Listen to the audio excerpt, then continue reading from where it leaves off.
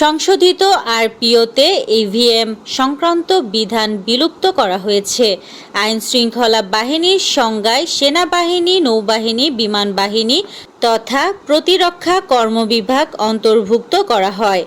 Vote গণনার সময় সাংবাদিকদের উপস্থিত থাকার বিধানটিও যুক্ত করা হয়েছে। বিএনপির ভারপ্রাপ্ত চেয়ারম্যান তারেক রহমান নভেম্বর মাসের মধ্যেই দেশে ফিরবেন বলে আশা প্রকাশ করেছেন দলটির স্থায়ী কমিটির সদস্য সালাউদ্দিন আহমেদ। শীঘ্রই তার ফেরার তারিখ ঘোষণা করা হবে বলেও জানিয়েছেন তিনি। আগের আইনে বিধান ছিল কোনো ভোট কেন্দ্রে গণ্ডগোল হলে কেন্দ্রের ফলাফল বাতিলের। এখন ইসি যদি মনে করে একটা নির্বাচনী এলাকাতেই এত অনিয়ম হয়েছে, পুরো এলাকার ভোট বাতিল করা উচিত, তাহলে সেটা করতে পারবে।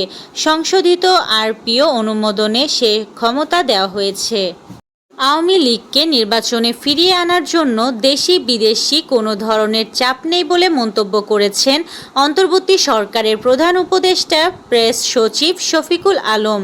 শুক্রবার মাগুরা সদরের নবগঙ্গা নদীর তীরে জুলাই স্মৃতিস্তম্ভে পুষ্পমাল্য অর্পণ শেষে সাংবাদিকদের তিনি একথা বলেন। তিনি বলেন, নির্বাচন কমিশন বারবার বলেছে আওয়ামী লীগ আর নির্বাচন করতে পারবে না।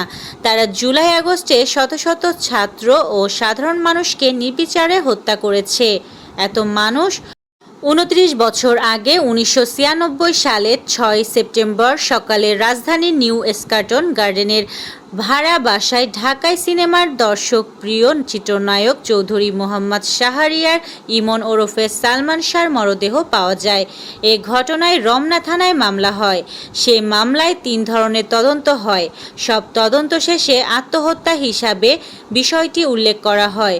সর্বশেষ 2021 সালের ডিসেম্বরে পিবিআইয়ের তদন্ত প্রতিবেদনের ওপর নারাজি দিয়ে সালমান শাহর মা নীলা চৌধুরী মামলাটি রিভিশনের আবেদন করেন। দীর্ঘ প্রায় 4 বছর পর সোমবার 20 অক্টোবর রিভিশন অনুমোদন মঞ্জুর হয়। অপমৃত্যুর মামলাটিকে হত্যা মামলা হিসাবে অভিযোগ গ্রহণের নির্দেশ দেন আদালত। চাপের সামনে মাথা নত করবে না রাশিয়া।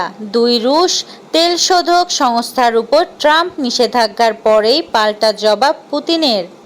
গাজায় ত্রাণ প্রবেশ নির্বিঘ্ন করতে রাফা ক্রসিং খুলে দেওয়ার আহ্বান জানিয়েছে জাতিসংঘ।